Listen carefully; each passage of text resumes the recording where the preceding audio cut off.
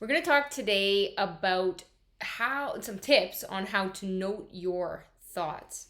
So I myself have been diagnosed with ADD, ADHD, and I'm going to go kind of against the grain here and challenge that because society's changed, the world's changed, right? And I had to learn for myself why I had those things in the first place, which we talk later about in other things on how that's actually linked to our past and different lessons, and that can actually be trained out of us.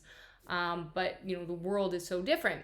So have you tried realistically to even sit with your own thoughts? And I say that because so many people nowadays having this ADD or ADHD or some form of it don't seem to understand that we live in a different world with these things around us constantly. Our needs, or people around us, their needs needing to be met, and how our tensions are divided. It's so easy for us to be distracted because that's actually become our culture. So that's something we get into in different topics, but just to kind of note in the back of your mind, because that is something that can be trained out of you. It absolutely can. It takes work, but it can happen. So when you sit with your own thoughts, are you able to do that, and are you comfortable to do that? Most people can't, and it's actually why they can't meditate.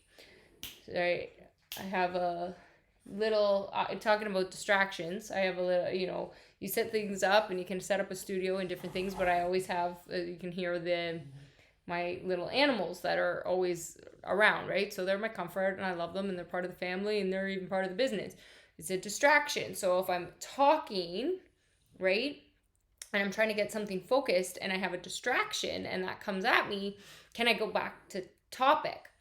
Right? So if I'm a person who's diagnosed ADD and ADHD, I shouldn't be able to do that. Well, I had to learn how to do that. That was a learned skill to get myself back on track, right? So noting those distractions and calling them something is something that is a practice skill. We have to first learn that in our minds and in our heads first, right? And so many people aren't even aware that that's a thing. So how do we do that? Okay, so let's talk about some of the tips and tricks that we can do to actually note that. Well, first off, ask yourself, can you sit with your own thoughts? Can you sit still without distractions in your own thoughts for a couple minutes, 10 minutes? So most people can't. Most people really can't. They get antsy.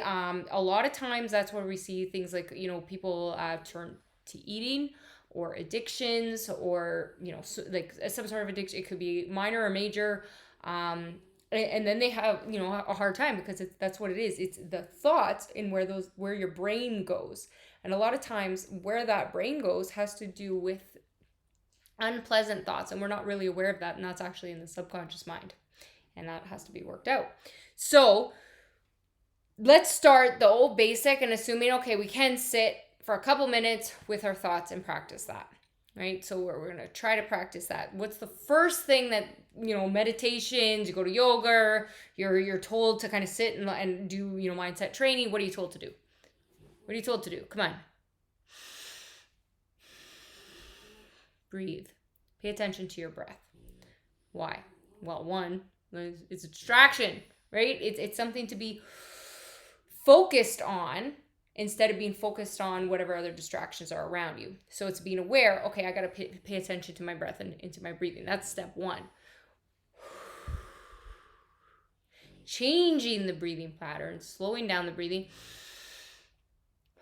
getting more air in, releasing, slowing, will change the body's rhythms and change our energy, which can actually help to calm the mind. So there's actually, there's different stages and different things in that, but I'm taking it way back to the beginning here and saying it's just a simple distraction where we generally then, that starts, okay, that sounds good in theory, right? And we go, oh, right, but what, after 5 minutes, I'm bored. I don't want to be focused on my breath, right? Right? Why? Though what's happening? Your mind's going to start to wander, right? Where is your mind wandering? Why? Right? So we got to get rid of the judgments of where our mind's wandering. We just want to note where our mind's wandering. And then we bring it back to breath. Then we bring it back to breath. Starting to wander again. So then we can label these things so you start to understand it. Okay, We're naming it, we're noting it. What does that mean? So what are some of the thoughts that are starting to come up? Are you starting to go, is it that you're starting to think now, so you're sitting of all the things that you need to be doing? Okay, just note planning. Okay, let's bring it back to breath. That's my mind wandering. It's me telling, oh, I have all of these other things that I have to do instead of sitting here doing this. Note, no time is ever wasted when you're doing self-reflection. There's no such thing. The best thing you can do for yourself is self-reflection. And we're so brainwashed into believing that that's a waste of time. And that's why generally so many people are living a life that's kind of coming at them versus being in control of their life. That when you have that belief, when you believe that self-reflection or self-care and self-worth, like self-help work is a waste, or any time that's reflected or just doing nothing is a waste, which I have to admit I was a person who was like that because I was a workaholic type. I had a very hard time sitting still, and I proved to myself that it had to do with trauma because my brain couldn't sit still. Which connects to the ADD and ADHD. That's, again, as I said, go on a different thing, but there was so much more to it in layers that we have to understand about ourselves. So noting, okay, am I starting to plan? Is that the direction my brain's moving in? Or, oh, I'm starting to wander off and thinking about, maybe it could be pleasant thoughts, right? Maybe you have a vacation coming up. You're starting to daydream about that. That's not a bad thing. Daydreaming, great. Maybe the weekend you have a plan that's coming up and you're excited about. See, okay, great. Daydreaming, right? Your mind is wandering into nice places. That's a good thing, right? That's okay. Take note, right? Take note of what that is so that we can start to actually recognize that. And then you start to bring it back to your breath. And then you can kind of work from there. So noting our thoughts is extremely important, but more so if you're even not, like, that's pretty basic, like, or to say we want to just recognize the fact that that's a thing. So I don't want to overcomplicate it in this video. I want you to understand that that's a thing.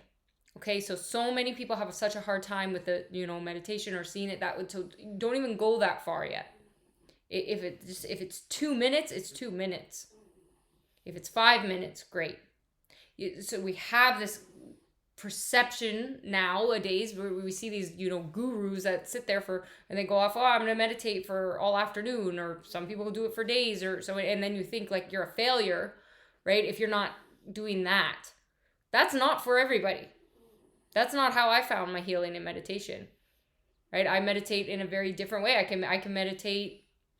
I can be standing, I can be in my kitchen and meditating, I can be looking like I'm doing something and meditate. So what that means for somebody is very different, because it has to do with how we're communicating with our present, or our brain, the conversation we're having. Are you present?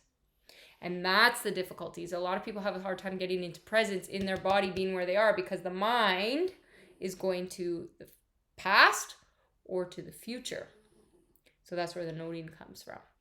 So noting, just be aware, is the first step.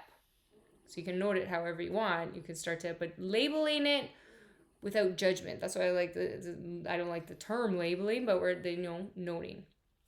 So we'll start there, and bring it back to breath.